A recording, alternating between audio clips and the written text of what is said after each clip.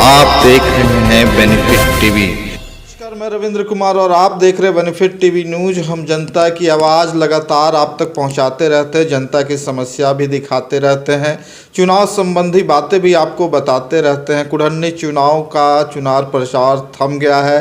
सभी लोग अपने अपने चुनाव प्रचार में जो कुछ क्या कुछ किए हैं उन तमाम बातों के बारे में हम बताएंगे।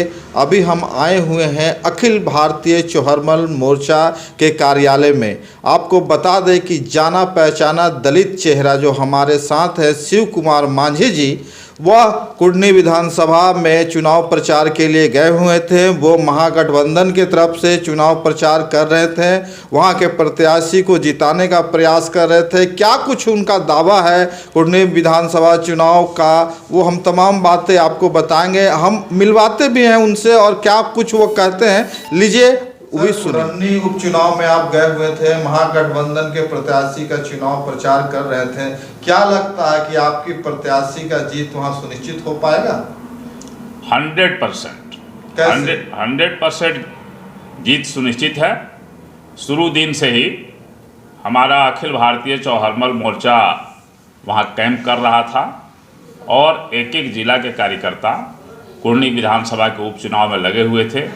हमारे मोर्चा के राष्ट्रीय संयोजक रमेश दांगी जी हैं, जिनके नेतृत्व में पूरी टीम वहाँ चुनाव भर कैंप किया है। और इस बीच में मुझे भी लगातार जाते रहने का मौका मिला है। वहाँ घूम करके हमने देखा है गांव-गांव में कि 2-3 बिंदु है। एक तो बिहार सरकार ने नीतीश कुमार जी के नेतृत्व में जो गरीब गुरुओं का काम किया है, हर तबके का काम किया है, उससे लोग काफ़ी प्रभावित हैं। और बीजेपी से अलग हटने के बाद लोगों में काफ़ी उत्साह बढ़ा है। तो इन बिंदुओं को लेकर के पहले से भी कैंडिडेट के पक्ष में लोग हैं। कैंडिडेट भी वहाँ पूर्व मंत्री रहे हैं और काफ़ी मिलनसार व्यक्ति हैं।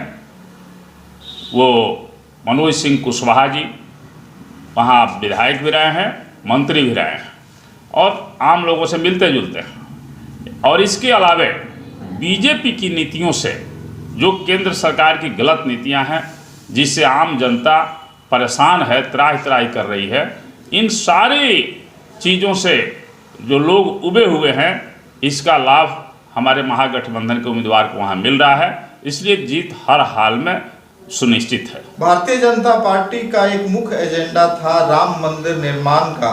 तो राम मंदिर निर्माण में भारतीय जनता पार्टी नगर सहयोग उत्तर प्रदेश में बन रहा, लगभग बनने के स्थिति में है। तो इससे हिंदू वोट का जो ट्रेंड है, खासकर आपके विपक्ष में जाने की संभावना ज़्यादा है। देखिए, जब तक राम मंदिर निर्माण में कार्य नहीं लगा था, तब तक हिंदू मानसिकता के लोग का झुकाव कुछ भाजपा की तरफ था। लेकिन जैसे हिंदू मानसिकता के लोगों को जब राम मंदिर बनने की जो वस्तु स्थिति की जानकारी सामने आई, आप देख रहे हैं जहां राम मंदिर बन रहा है, मंदिर के आसपास गरीबों की ज़मीनें हैं और वे ज़मीनें शासन प्रशासन के द्वारा बेचने खरीदने पर उस पर रोक है। लेकिन उन तमाम नियमों को ताक पर रखते हुए राम मंदिर के ट्रस्टियों ने अगल बगल के गरीबों से प्रभावित करके उनकी ज़मीन जो है गलत तरीके से लिखवा लिया।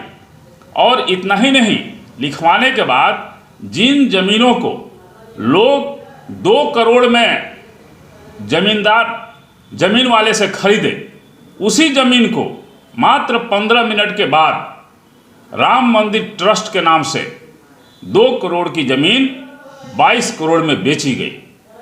तो ये इतना बड़ा, और सारे ये खरीदने वाले बेचने वाले लोग जो हैं, सारे लोग वहाँ राम मंदिर के ट्रस्टी हैं। तो उस समय जो है, जब लोगों ने, हिंदू लोगों ने देखा कि यह तो भगवान के साथ धोखा है और जो भगवान को धोखा दे सकता है इस देश की जनता को धोखा क्यों नहीं दे सकता है। इसलिए अब लोग भाजपा आरएसएस के पीछे नहीं हैं।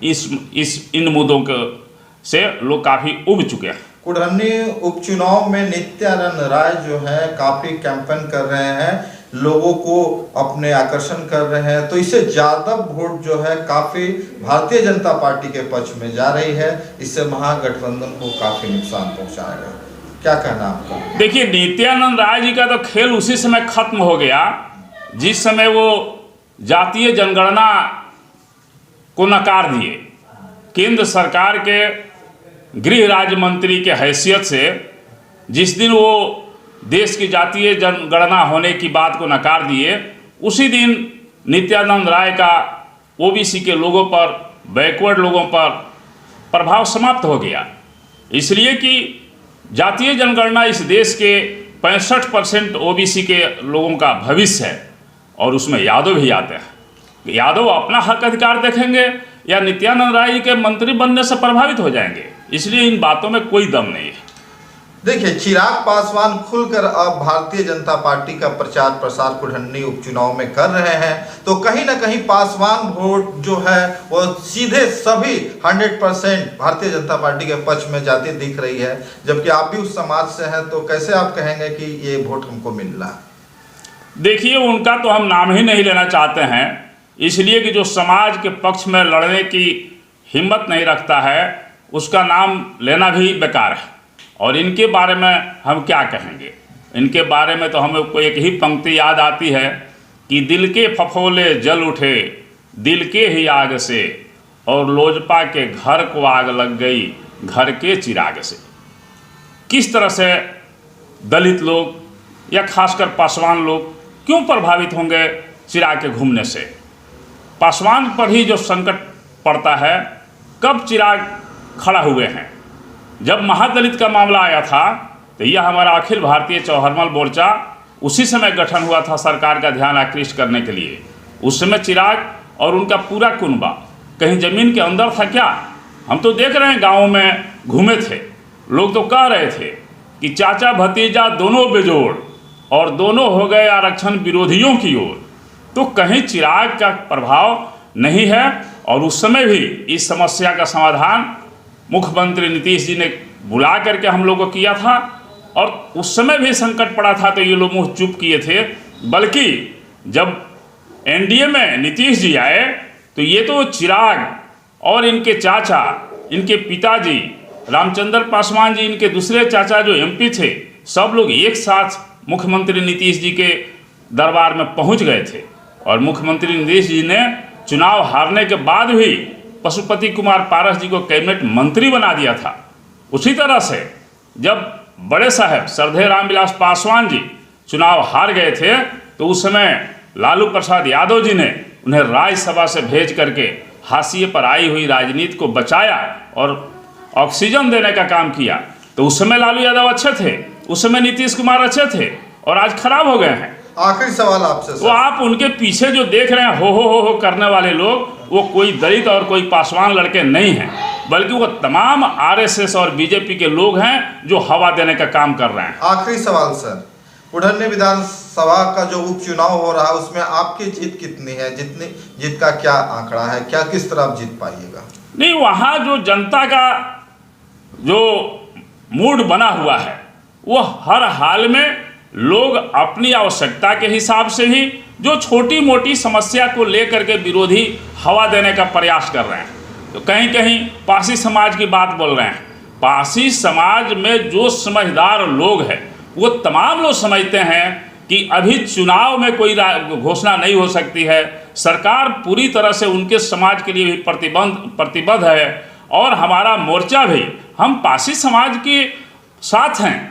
ज़रूरत पड़ेगी तो सरकार का ध्यान आकृष्ट करने के लिए हम लोग को धरना प्रदर्शन पर ही बैठना पड़ेगा तो हम लोग बैठेंगे, लेकिन हम लोग मांग करेंगे कि जिस तरह से जलकर का मालिकाना हक मछुआरे को दिया गया, उसी तरह से ताड़ी से होने वाली आमदनी का मालिकाना हक पासी को मिलना चाहिए। चाहे उसे नीरा बने या उसकी दूसरी कोई व्यवस्था हो, लेकिन उसमें इस तरह की व्यवस्था होनी चाहिए कि उससे पासी समाज की आय में बढ़ोतरी हो, उनका जीवन स्तर में सुधार हो। इसलिए हर हाल में हमारा जो है महागठबंधन वहाँ जीतेगा, इसमें कहीं कोई दो मत नहीं है। आप देख रहे हैं बेनिफिट टीवी।